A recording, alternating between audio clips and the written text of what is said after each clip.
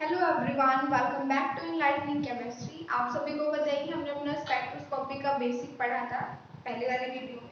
तो मैंने आपको बोला था कि हम अपना एनएमआर स्टार्ट करेंगे, तो आज का लेक्चर आपका एनएमआर का रहेगा। ओके, तो हम स्टार्ट करने वाले हैं एनएमआर स्पेक्ट्रोस्कोपी, एनएमआर स्पेक्ट्रोस्कोपी। सबसे पहले तो एनएमआर स्पेक्ट्रोस्कोपी है क्या? तो एनएमआर के अंदर N stands for nuclear, M stands for magnetic and R stand for resonance. R stands for resonance।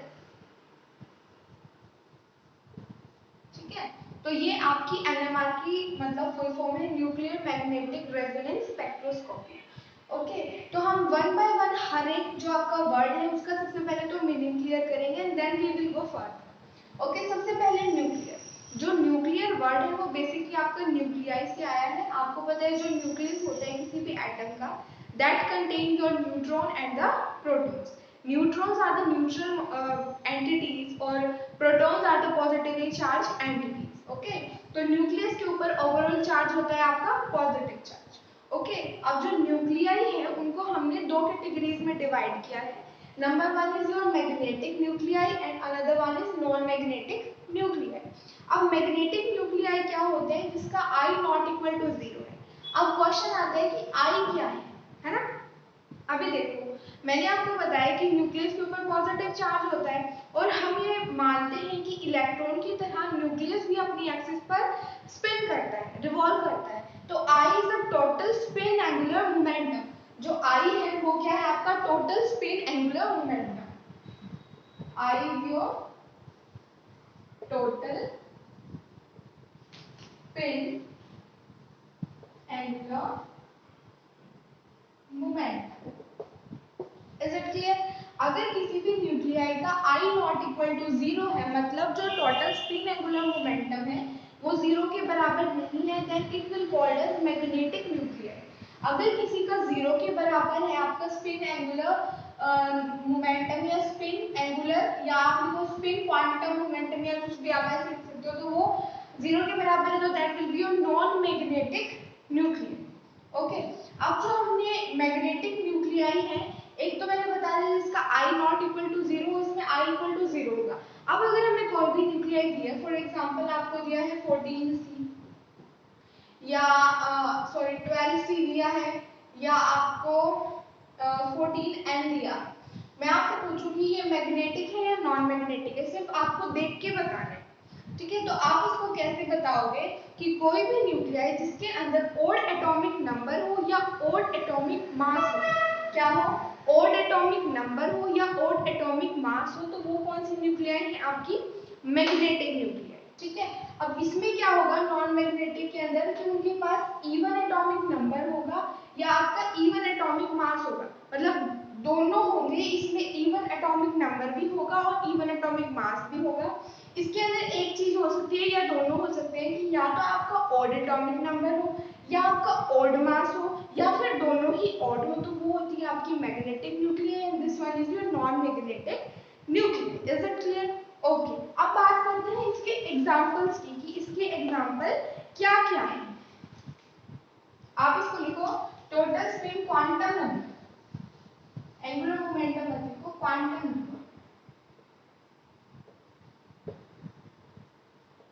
ठीक है, ओके, अब इसके एग्जांपल्स की बात करते हैं।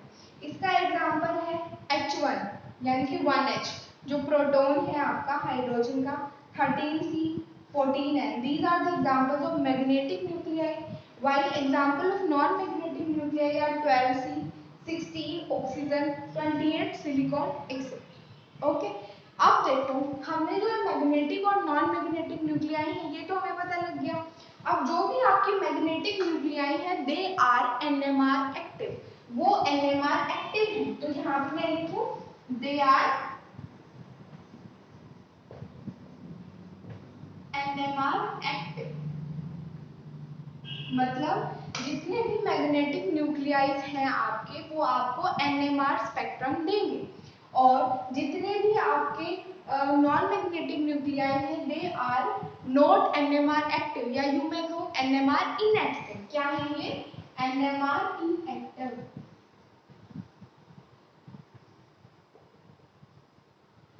It clear? ओके, तो आपका जो मैग्नेटिक न्यूक्लियाई था जिसके अंदर जो आपका total nuclear spin quantum number means जो I नॉट इक्वल टू 0 है उसको हम फर्दर कैटेगराइज करते हैं। लाइक मैग्नेटिक न्यूक्लियाई को हमने क्लासिफाई किया है नॉन क्वाड्रुपोलर और क्वाड्रुपोलर के मतलब कैटेगरीज में हमने इसको डिवाइड किया है। अब क्वेश्चन आता है कि नॉन क्वाड्रुपोलर क्या है और क्वाड्रुपोलर क्या है। ओके, तो नॉन क्वाड्रुपोलर वो न्यूक्लियाई है जिसके अंदर आपका जो total nuclear spin quantum number है मींस जो I है वो आपका हाफ होता है, इज इक्वल टू हाफ, यानी कि यहाँ पर I जो होगा वो हाफ होगा। ओके, अब जो आपकी क्वाड्रुपोलर न्यूक्लियाई है इसके अंदर आपकी जो I की वैल्यू होगी that will be greater than half. Okay, तो ये मेन डिफरेंस है आपका नॉन क्वाड्रुपोलर में और क्वाड्रुपोलर न्यूक्लियाइज के अंदर। अब जो हम NMR के अंदर बेसिकली बात करते हैं नॉन क्वाड्रुपोलर न्यूक्लियाइज की बात करते हैं, क्वाड्रुपोलर पे हम इतना फोकस नहीं करते। ओके, अब जो आपका नॉन क्वाड्रुपोलर न्यूक्लियाई है इसको हम फिर से कैटेगराइज करते हैं into two categories, one is concentrated and another is dilute. Okay, तो हमने इसको फिर से कैटेगराइज किया। हाँ, अगर इसके एग्जांपल्स आपसे पूछो तो आपका इसका एग्जांपल्स होगा 1H13C, ये आपके एग्जांपल है नॉन क्वाड्रुपोलर न्यूक्लियाई के। और जो क्वाड्रुपोलर न्यूक्लियाई है इसका एग्जांपल रहेगा आपका बेसिकली ड्यूटोरियम जिसका I की वैल्यू 1 होती है। ओके, और 14N यानी कि नाइट्रोजन 14 इसकी भी I की वैल्यू 1 होती है। ओके, और एक एग्जांपल रहेगा आपका 4B जिसमें I की वैल्यू 3/2 होती है। These are your examples of quadrupolar nuclei. Okay, अब मैंने आपको बताया था कि जो नॉन क्वाड्रुपोलर न्यूक्लियाई है इसको फिर से कैटेगराइज करेंगे कंसंट्रेटेड एंड डाइल्यूट न्यूक्लियाई में। तो वो कैसे कैटेगराइजेशन होगा ये देखो आप। सबसे पहले आती है आपकी कंसंट्रेटेड, ठीक है, और यहाँ पे डाइल्यूट न्यूक्लियाई, ठीक है। अब कंसंट्रेटेड और डाइल्यूट में क्या डिफरेंस है? कंसंट्रेटेड और डाइल्यूट में ये डिफरेंस है कि जो कंसंट्रेटेड न्यूक्लियाई है उनकी अबेंडेंस बहुत ज्यादा होती है नेचर के अंदर, means they have high abundance. और आपकी जो डाइल्यूट न्यूक्लियाई है इनकी अबेंडेंस इतनी ज्यादा नहीं होती, इनकी अबेंडेंस अप्रोक्सीमेट 100% तक हो सकती है। और इनकी जो अबेंडेंस है वो अप्रोक्सीमेट आपका 1 to 2% रहती है, और 1 से भी कम लगा लो कि 0 to 2% इनकी अबेंडेंस है। ओके, 0.1 से लगाओ आप, ठीक है। और इसके एग्जांपल्स क्या क्या है? अब आपके कंसंट्रेटेड और डाइल्यूट न्यूक्लियाई के इसका एग्जांपल है आपका 1H, ओके, 19F और 31P। ओके, इसका एग्जांपल है आपका 13C जो कार्बन 13 है वो आपका डाइल्यूट न्यूक्लियाई है, और साथ साथ में 15N। ये एग्जांपल है आपका कंसंट्रेटेड और डाइल्यूट न्यूक्लियाई। अब हमने इसको कैटेगराइज किस बिहाफ पे किया था? अबेंडेंस के बिहाफ पर। अब इसकी अबेंडेंस सबसे ज्यादा है नेचर के अंदर और इसकी अबेंडेंस कम है नेचर के अंदर। ओके, अब कंसंट्रेटेड और डाइल्यूट न्यूक्लियाई में एक और डिफरेंस है कि इसके अंदर बहुत कम टाइम लगता है स्पेक्ट्रा को रिकॉर्ड करने के लिए, means take a very small time to record spectra. इसको मैं यहाँ राइट डाउन कर देती हूँ।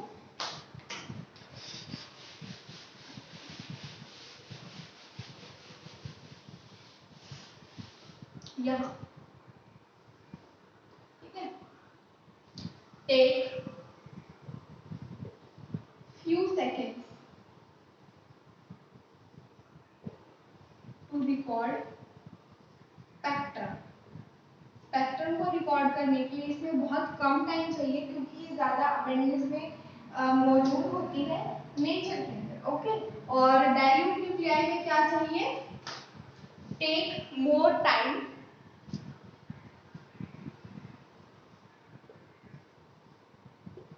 To record spectrum. स्पेक्ट्रम को रिकॉर्ड करने के लिए इसमें कम टाइम चाहिए और इसके अंदर ज्यादा टाइम चाहिए। एक और क्या डिफरेंस होता है? जो कंसंट्रेटेड न्यूक्लियाई है वो हाईली सेंसिटिव है। क्या है? हाईली, स्टार करके मार्क कर लो आप, हाईली सेंसिटिव। और ये क्या है? Not so sensitive.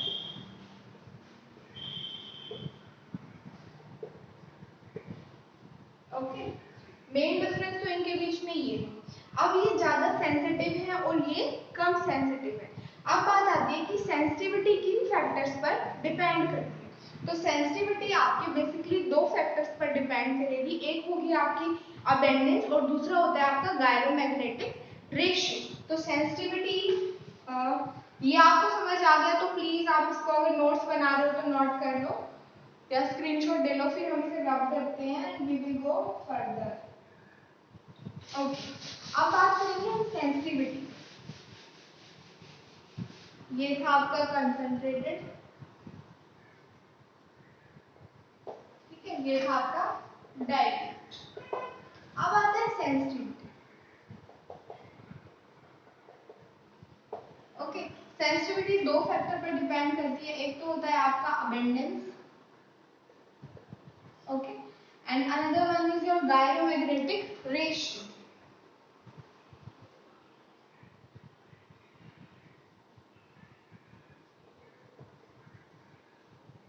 इन दो चीजों पर सेंसिटिविटी डिपेंड है। जितनी ज्यादा अबेंडेंस होगी उतनी ही ज्यादा सेंसिटिविटी होगी। मतलब यहाँ पे मैं ए बी अबेंडेंस को डिनोट कर रही हूँ और सेंसिटिविटी को एस से। Abundance is directly proportional to your sensitivity. Okay, another is gyromagnetic ratio. आपको पता होगा गायरोमैग्नेटिक रेशियो को हम गामा से डिनोट करते हैं। और गायरोमैग्नेटिक रेशियो होता क्या है? Basically it is your magnetic movement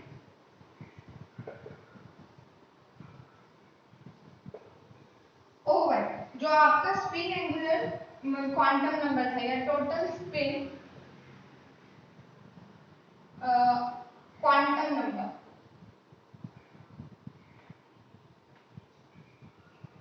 ठीक है, total nuclear spin quantum number इसको आप बोल सकते हो। और इसको डिनोट करते हैं हम मैग्नेटिक मूवमेंट को म्यू से और total nuclear spin quantum number को आई से, जैसे मैंने आपको बताया। तो सेंसिटिविटी अबेंडेंस पे भी डिपेंड करेगी, गायरोमैग्नेटिक रेशियो पर भी डिपेंड करेगी। जितना ज्यादा आपका गायरोमैग्नेटिक रेशियो होगा उतनी ही ज्यादा आपकी सेंसिटिविटी होगी। ओके, तो ये वाले जो कंसंट्रेटेड न्यूक्लियाई है they are highly sensitive and they are not so sensitive. एक और बात, जो कंसंट्रेटेड न्यूक्लियाई है they are needed in very small amount to record the spectra. एक और पॉइंट डाल लो, needed in small amount.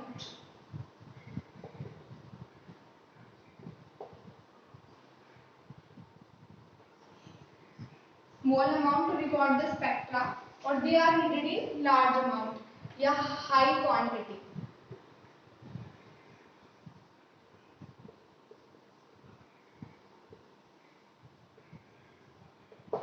Okay, इतना समझ आया? तो ये तो था बेसिकली जो आपका बेसिक पोर्शन है न्यूक्लियाई का, कि न्यूक्लियाई कितने टाइप की होती हैं। अगर आप मतलब jam, MSc entrance, BSc entrance के सॉरी बीएससी में तो अभी आप पढ़ोगे, एमएससी एंट्रेंस में आपकी स्पेक्ट्रोस्कोपी आती है, ठीक है, और आईआईटी जैम वगैरह की प्रिपेयर कर रहे हो तो आपको पता होना चाहिए कि वो आपको कई बार ऑप्शन दे देता है न्यूक्लियस का और फिर पूछता है कि इसमें से कंसंट्रेटेड न्यूक्लियाई कौन सी है, डाइल्यूट कौन सी है, या क्वाड्रुपोलर कौन सी है, नॉन क्वाड्रुपोलर कौन सी है। तो आपको सभी के लिए कंडीशन पता होनी चाहिए। तो ये बेसिक पोर्शन था आपका न्यूक्लियाई का। और हाँ, जैसे मैंने आपको बताया था कि न्यूक्लियस है, जो न्यूक्लियस है, न्यूक्लियस एक चार्ज पार्टिकल है जिसके ऊपर पॉजिटिव चार्ज होता है और वो न्यूक्लियाई मतलब एक एक्सिस के अंदर अपनी एक्सिस के ऊपर पर्टिकुलरली प्रिसाइज करता है, रोटेट करता है ना। तो उसकी रोटेशन से आपका न्यूक्लियर मैग्नेटिक मूवमेंट जनरेट होता है जिसको मैं म्यू से लिखती हूँ। ओके, अगर कोई भी न्यूक्लियर क्लॉकवाइज रोटेट कर रहा है तो उसका जो स्पिन होगा वो प्लस हाफ होगा, अगर वो एंटी क्लॉकवाइज रोटेट कर रहा है तो उसका स्पिन माइनस हाफ। ओके, तो ये था आपका न्यूक्लियाई के बारे में पूरा टॉपिक। अब हम पढ़ेंगे कि अगर जब हम मैग्नेटिक फील्ड अप्लाई करते हैं तब न्यूक्लियाई के ऊपर क्या इफेक्ट पड़ता है। ओके, तो हम स्टार्ट करने वाले हैं effect on nuclei on application of magnetic movement.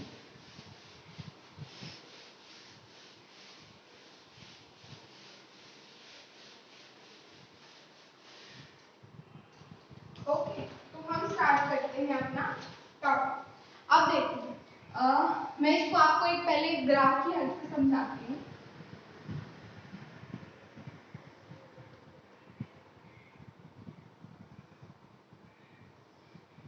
ऐसे मैंने एक ग्राफ बना लिया, ठीक है।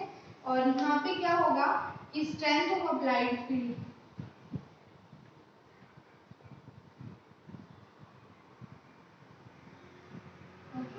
और यहाँ पे है आपकी energy.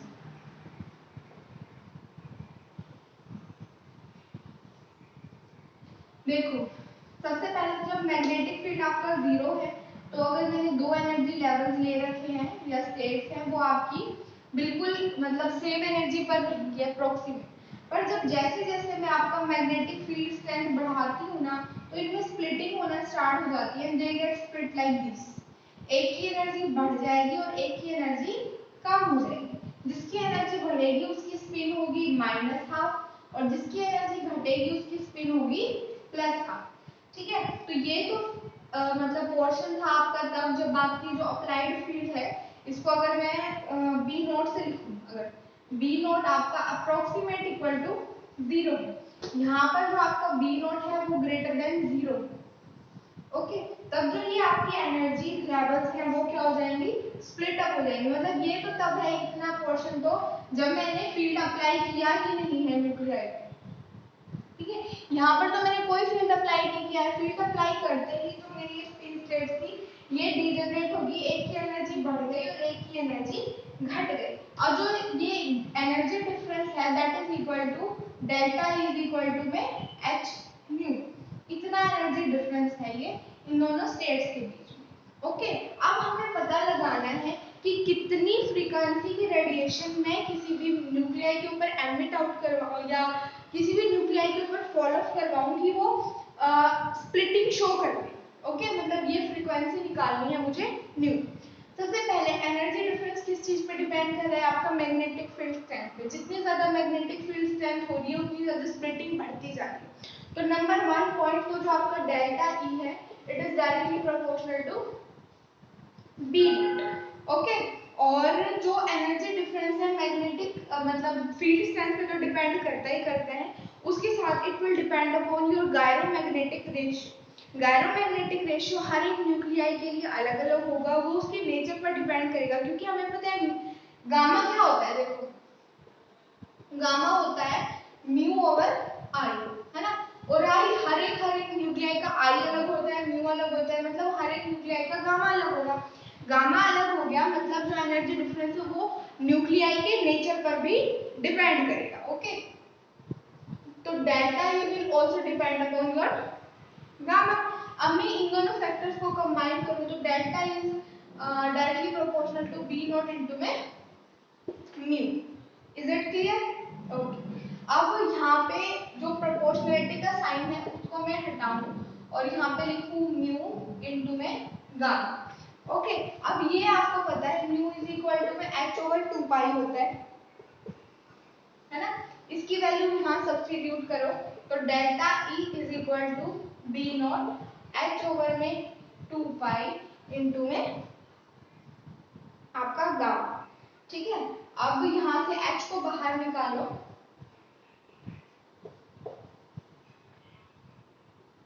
Gamma B not over में 2 पाई।